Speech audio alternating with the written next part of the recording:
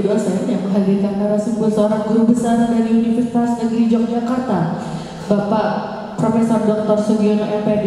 Selasa 22 Oktober 2024 akan kita buka. Kepada Bapak Dr. Reno Apriana SOS MAP, kami persilakan. Bismillahirrahmanirrahim. Assalamualaikum warahmatullahi wabarakatuh. Disertasi dosen ataupun penelitian dosen pasti Prof ada nama Prof di belakangnya di daftar pustaka itu. Ini tentunya suatu kebanggaan kita Sekolah Tinggi Ilmu Administrasi Muda bisa menghadirkan Prof. Sekali lagi kami ucapkan terima kasih atas kesediaan Prof untuk berkunjung di Sekolah Tinggi Ilmu Administrasi Muda dan memberikan pembekalan ilmu bagi dosen kami. Semoga kegiatan ini juga terus berlanjut, bukan hanya pada kegiatan hari ini Prof. Mungkin nanti kami minta bisa Prof Sugiono sebagai relawan jurnal tempat kami Prof. Karena ini suatu kebanggaan juga untuk kami. Nah, mudah-mudahan kegiatan hari ini bermanfaat bagi institusi dan pribadi kita. Bagaimana seorang dosen kita harus melakukan kegiatan tridharma perguruan tinggi, mulai dari pengajaran, penelitian dan pengabdian masyarakat. Nah, hari ini kita melakukan penguatan dalam rangka bagaimana seorang dosen bisa melakukan metodologi penelitian dengan kaidah-kaidah yang benar, karena ilmu itu selalu update. Selalu kita sebagai dosen harus update tentang ilmu, harus update tentang bagaimana tata cara melakukan penelitian yang baik dan benar, karena kita memberikan contoh kepada mahasiswa kita. Tentunya kita sebagai seorang dosen harus memahami bagaimana metodologi penelitian yang baik. Nah, hari ini tentunya kita membawa makarya di bidang metodologi penelitian. Semoga kegiatan hari ini membawa keberkahan untuk kita semua, bagi lembaga kita masing-masing dan individu kita masing-masing. Mungkin itu yang saya sampaikan. Saya mohon maaf. Assalamualaikum warahmatullahi wabarakatuh. Assalamualaikum warahmatullahi wabarakatuh. Kalau ingin menulis sebenarnya tidak sulit ya, bagi Pak Yayasan, Pak Wasinya sudah mencontohi buku yang ditulis. Kalau dosen menulis buku itu, yang penting kalau setiap mengajar itu diketik, ya, materi ajar itu diketik, lalu dilengkapi referensi, itu dalam satu semester sudah bisa menjadi ajar. Jadi pengalaman kami menulis buku yang baik itu adalah yang mengajar. Jadi apa yang kita sampaikan di kelas dengan tulisan itu kita tuliskan, karena itu komunikatif daripada kita menggunakan bahasa yang kalimatnya harus subjek predikat objek ya, bahasa mengajar itu. Ini teman-teman di bidang bisnis bisa pakai metode penelitian bisnis. Ini saya buat karena penerbit buku ini adalah profesor di bidang bisnis, sehingga waktu itu beliau menyampaikan referensi tentang ruang lingkup materi bisnis, saya yang menuliskannya. Alhamdulillah ini juga dapat predikat bestseller ya. Dan buku berikutnya adalah metode penelitian kebijakan, metode penelitian evaluasi, dan keseluruhan buku yang ditulis saat ini sudah 22 buku di bidang metode penelitian. Di buku yang lain ada 20, dengan buku yang lain ada 20 buku. Yang alhamdulillah tadi disebutkan oleh moderator, dengan tulis buku bisa beramal hadiah untuk membantu mesinnya. Bapak Ibu,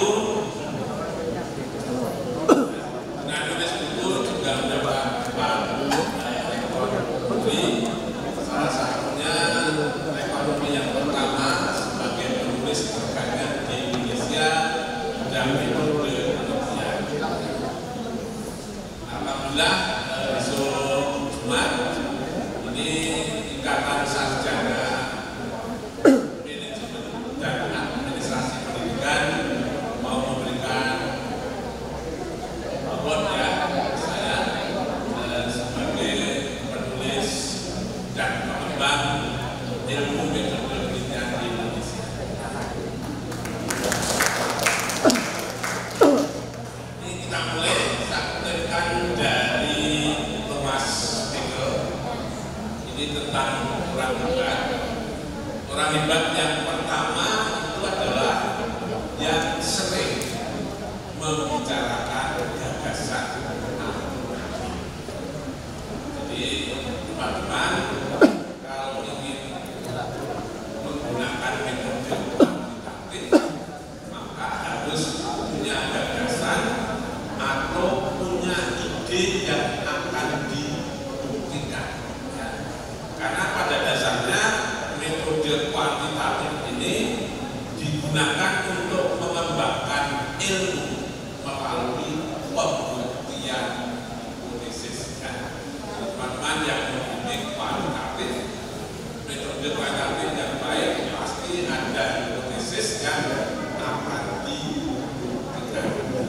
Hipotesis ini dari pemikiran baru atau dari ide atau dari teori yang sudah. Orang hebat yang kedua adalah membicarakan kejadian atau fakta-fakta yang sedang berkembang saat ini. Karena apa?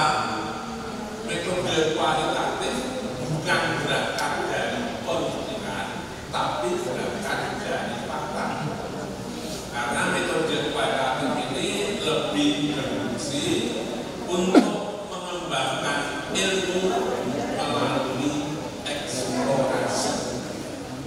Sehingga secara mudah bedanya kalau kuantitatif itu untuk membuktikan hipotesis, kalau kualitatif itu untuk menemukan hipotesis. Bahaya membuktikan itu pakai pemikiran, menemukan itu dengan dieksplorasi.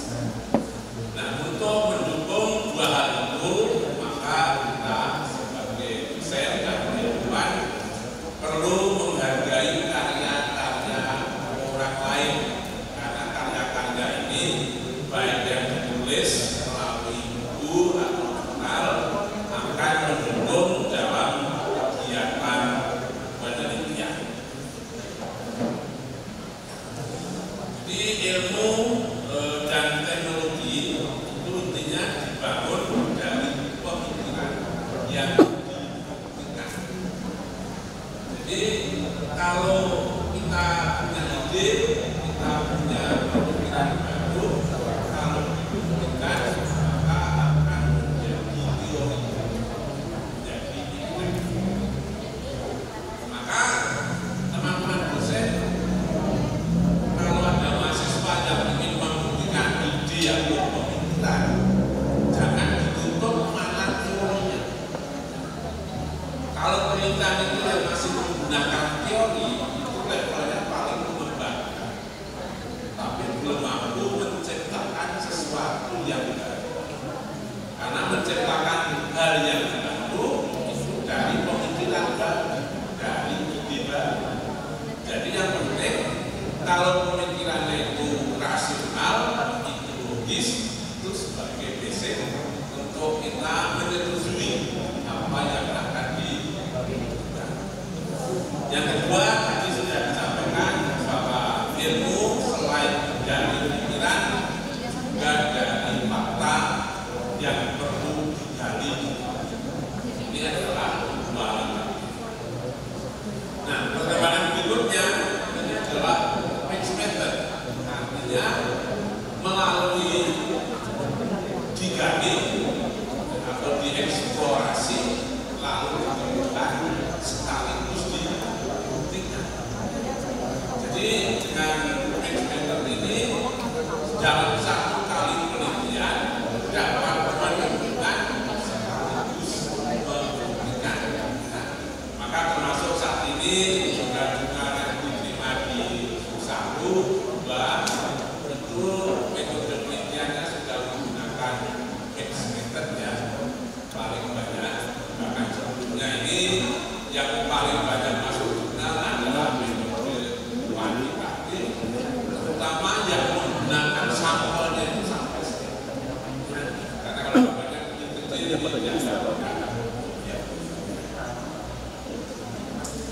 peneliti yang baik ini adalah mengetahui apa yang diteliti. Untuk teman-teman di administrasi publik sudah merumuskan program penelitian yang digunakan untuk akreditasi maupun untuk mahasiswa untuk menentukan topik-topik skripsi yang akan dipilih. Juga teman-teman dari bidang administrasi bisnis sudah merumuskan roadmap ya, tentang penelitian di bidang administrasi bisnis. Dengan roadmap itu maka tiap tahun ada tema-tema penelitian yang akan diteliti oleh dosen maupun oleh mahasiswa. Karena salah satu syarat dari dikti, di mana penelitian-penelitian yang dilakukan itu selalu berangkat dari roadmap yang ada. Jadi nggak boleh sebenarnya. Makanya termasuk Pak Gusti sudah keluar dari DPR ya. Ini menyusulkan roadmap baik untuk penelitian maupun untuk pengabdian masyarakat di 5 tahun ke depan. Yang kedua yang kita diskusikan saat ini adalah tahu metode penelitian. Kalau zaman dulu aja juga tahu apa yang diteliti, tahu metodenya. Tapi sekarang seorang peneliti ada tahapan, yaitu membuat jurnal.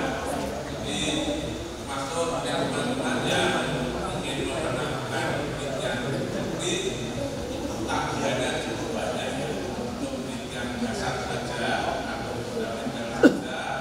Tagihannya itu antara lain menulis di jurnal internasional atau nasional dan juga membuat buku.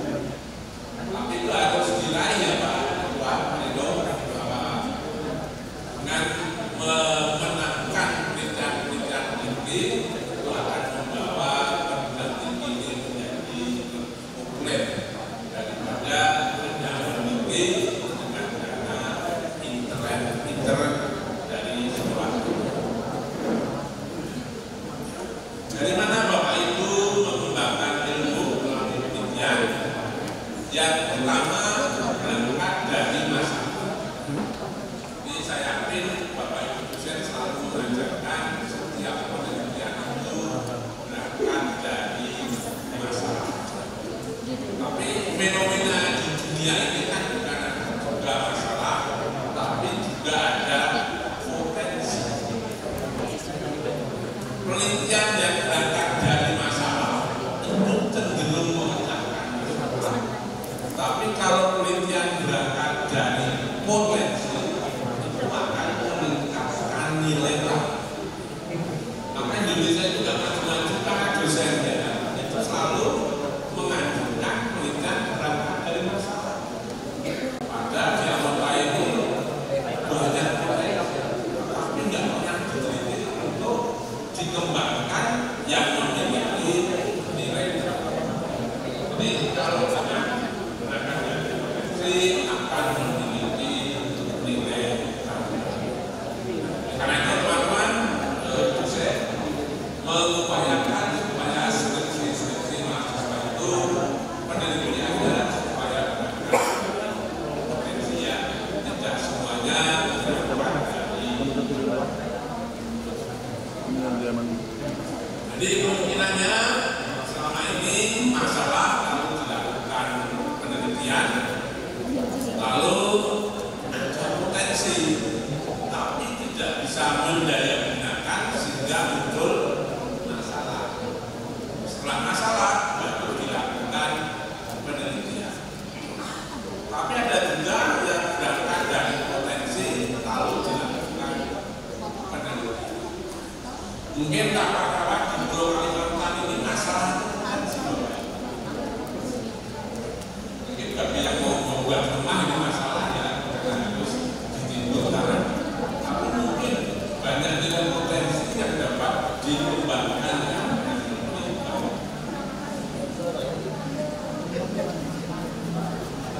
Obat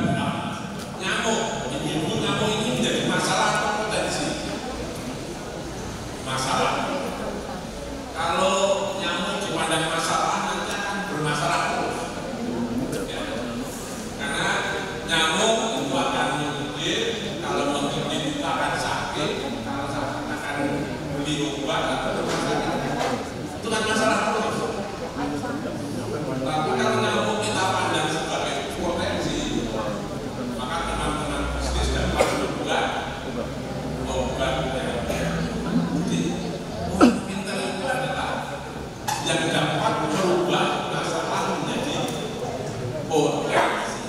Ya, dan bisnis jadi jangan banyak itu masalah. Ini kemarin saya menyampaikan materi ini di asosiasi di administrasi publik ya. Ini dirumuskan bahwa ruang lingkup penelitian administrasi publik itu antara lain adalah terkait dengan kelembagaan negara, kebijakan publik, wilayah negara, kependudukan, kekayaan alam, perencanaan nasional, kepemimpinan, aparatur negara, keuangan, sistem pengawasan dan pelayanan publik.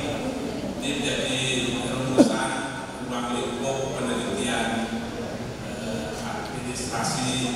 Aplikasinya akan kualitas perguruan tinggi, keterserapan lulus. Jadi masyarakat sekarang sudah pintar untuk memilih. Bismillahirrahmanirrahim. Assalamualaikum warahmatullahi wabarakatuh. Alhamdulillah pada hari ini tanggal 22 Oktober 2024 kami melaksanakan kegiatan pelatihan metodologi penelitian bagi dosen Sekolah Tinggi Ilmu Administrasi Amuntai dengan narasumber Profesor Dr. Sugiono MPD. Awalnya kami melakukan pelatihan ini hanya pada dosen kami, tetapi karena antusias dari beberapa perguruan tinggi, hari ini yang berhadir ada dari Uniska Banjarmasin dan dari Stepper Amuntai. Kita mengetahui bahwa Prof. Sugiono merupakan tokoh ataupun pakar pada bidang metodologi penelitian. Beliau adalah dosen Universitas Negeri Yogyakarta dan memegang rekor muri dengan buku metodologi penelitian terbanyak se-Indonesia. Jadi Pak, sedikit Pak, harapannya nih Pak, setelah diadakannya pelatihan ini nih Pak apa? Ya, harapan kami dengan diadakannya pelatihan metodologi penelitian ini sesuai dengan kegiatan perguruan tinggi, yaitu berkenaan dengan Tridharma perguruan tinggi, pengajaran, penelitian, dan pengabdian masyarakat. Nah, tentunya berkaitan dengan penelitian ini akan menambah wawasan dan pengetahuan bagi dosen kita Sekolah Tinggi Ilmu Administrasi Amuntai, bagaimana perkembangan ilmu itu sangat berkembang, bagaimana kita melakukan penelitian itu harus update, harus juga bagaimana kaidah-kaidah penelitian yang baik dan benar. Nah, tentunya ini akan kita tingkatkan untuk meningkatkan kualitas dosen Sekolah Tinggi Ilmu Administrasi Amuntai. Nah, harapan kita juga dengan adanya pelatihan ini kita bisa menghadirkan dosen-dosen dari Sekolah Tinggi Ilmu Administrasi Amuntai yang penelitiannya bisa mendapatkan hibah-hibah bersaing maupun dari pemerintah daerah maupun dari Kementerian Pendidikan Tinggi. Seberapa besar usaha itu yang akan membuat dan kaitan